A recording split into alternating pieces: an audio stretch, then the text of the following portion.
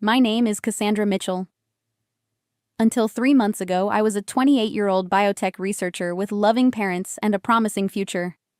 Then came the crash that shattered my body and exposed the lie that shattered my life. While I lay unconscious in a hospital bed, the people I called my parents told the doctor they had no legal responsibility for me, that I wasn't their real daughter, that saving me wasn't worth the cost. I heard every word. And in that moment, I realized my entire life had been a performance. The house, the childhood, the support. All of it was a carefully constructed illusion. What they really cared about wasn't me. It was my $4.5 million inheritance.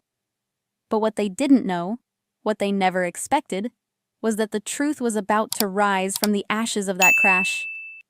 And that truth would destroy everything they built. If you're watching this from anywhere in the world, hit that subscribe button. And stay with me, because you're about to hear how a car accident uncovered a 28-year-old kidnapping and the return of a girl long thought dead. I grew up in Brooklyn, not New York, but a wealthy suburb just outside Boston. Our home was a colonial with perfectly trimmed hedges, a 2-car garage, and the kind of silence money buys.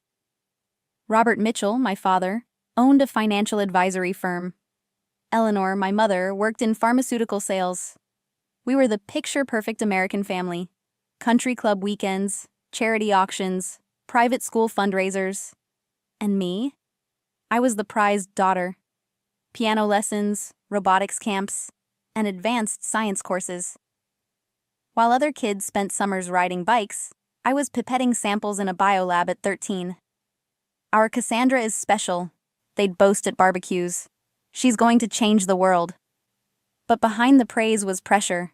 A B+ wasn't good enough. Mitchells don't settle for average, my father would snap. We've invested too much in you to waste your potential, my mother would add. That word, invested, haunted me later. There were cracks, even back then. No baby photos before age 3. When I asked, my mother said a basement flood ruined them. I believed her. My auburn hair and green eyes. From your maternal grandmother, they said. A woman who'd supposedly died before I was born, but had somehow left me a large inheritance accessible at 25. I never met her. I never questioned it. In high school, when I suggested an ancestry DNA test, my father went silent. When I told them I wanted to study art in college, my mother cried. My father said it was a betrayal of everything we've built. So, I went to MIT, studied biochemistry, excelled, respected, admired, and exhausted. At 25, I inherited $4.5 million. My parents immediately pushed me to invest through my dad's firm, but something in their eyes made me pause. I used an independent advisor instead. That's when things started to shift. Our dinners became tense. My father grew cold. My mother turned anxious. And the cracks in our perfect life started to split wide open. It happened on a rainy Friday night. I was driving back to Boston after presenting my cancer research at a New York conference. The reception had been incredible. I should have felt unstoppable. But an hour from home, the sky cracked open. Rain poured so hard it blurred the road. And then, blackness. I woke up to pain. Blinding, all-consuming pain. Machines beeped around me. I couldn't move. My legs felt shattered. My throat burned from the breathing tube. I was conscious, barely, but I could hear. Mr. and Mrs. Mitchell, a doctor said, we need your consent. She's bleeding internally. If we don't operate now, she may not survive. I waited for their answer. Expected panic. Concern. Instead, silence. Then footsteps, leaving. I don't understand, the doctor said. She's your daughter. She's not our real daughter, my father replied, like it meant nothing. We raised her, my mother added coldly. But we're not biologically related. We have no legal responsibility. But you're her next of kin, the doctor pressed. A formality, my father snapped. We're not authorizing expensive surgery for someone who isn't our blood. Her estate can cover it. Her estate. Not our daughter. Not Cassandra. An object. A price tag. And then my mother whispered, "Do we need to worry about the inheritance if she doesn't make it?" They were planning for my death, not grieving, planning. The nurse, Grace, overheard everything. She acted fast. She got my emergency contact, my best friend Madison, who arrived within an hour. She signed the surgical consent. She saved my life. But my parents? They left. Vanished. No call, no flowers, no visit. And as I drifted in and out of pain and surgery, a darker truth began to settle in. If I wasn't their daughter, who was I? And why had they spent 28 years pretending I was? As soon as I was strong enough to sit up, I asked Madison to bring me my laptop. "I need answers," I told her. "I need the truth." The pain meds made my hands tremble, but I started digging. Birth records, news archives, anything. My birth certificate looked off. Newer than it should have been. Formatted differently. It said I was born at Boston Memorial. To Robert and Eleanor Mitchell. But when I searched records from that year, something didn't match. No hospital records.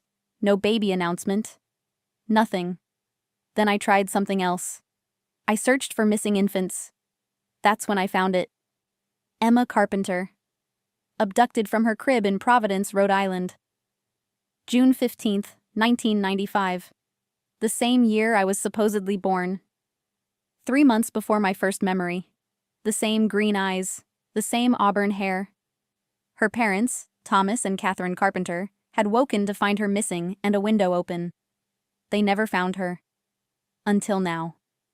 My stomach twisted. I stared at the photo of baby Emma in her mother's arms, a grief-stricken father beside them. My face. My eyes. Was I her? I called Madison over. "I think I was kidnapped." She didn't flinch. "Then let's prove it." She brought in Derek Wilson, a private investigator she trusted. He explained we didn't even need the Carpenter's DNA. Not yet. First, we'd test mine against the Mitchells. Madison had a key to their house. While I stayed in the hospital, Derek and Madison went in and collected hairbrushes, coffee mugs, anything we could get DNA from. The results came back a week later. I wasn't related to the Mitchells, not even remotely. Then came the second test, run against the National Missing Persons DNA Registry. Akilens Venkelenk Egez Het TZ Sazalekos matched to Thomas and Catherine Carpenter. I wasn't Cassandra Mitchell. I was Emma Carpenter. Stolen at 3 months old. Raised as a financial asset. My life, my name, my family, manufactured.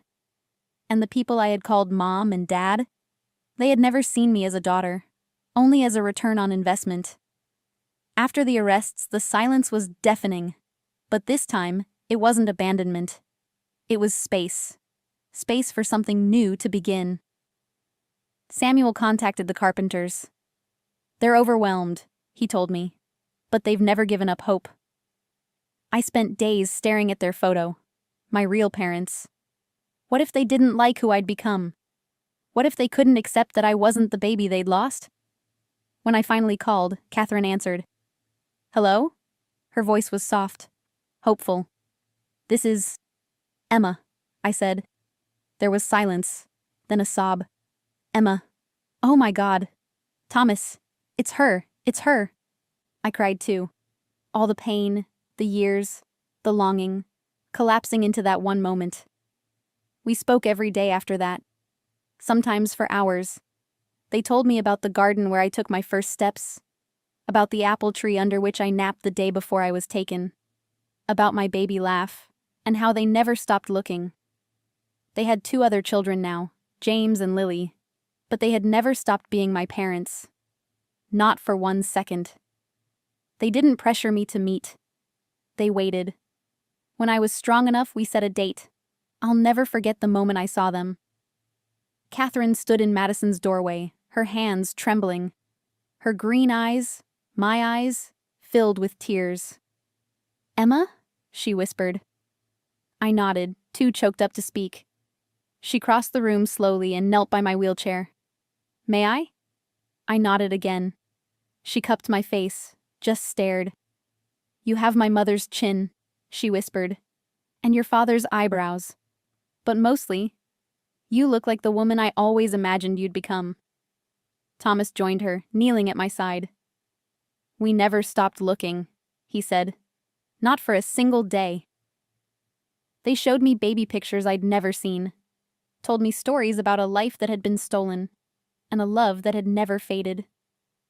They gave me a bracelet, a tiny silver apple tree. I've worn the matching one since the day you disappeared, Catherine said. I hoped someday you'd wear this.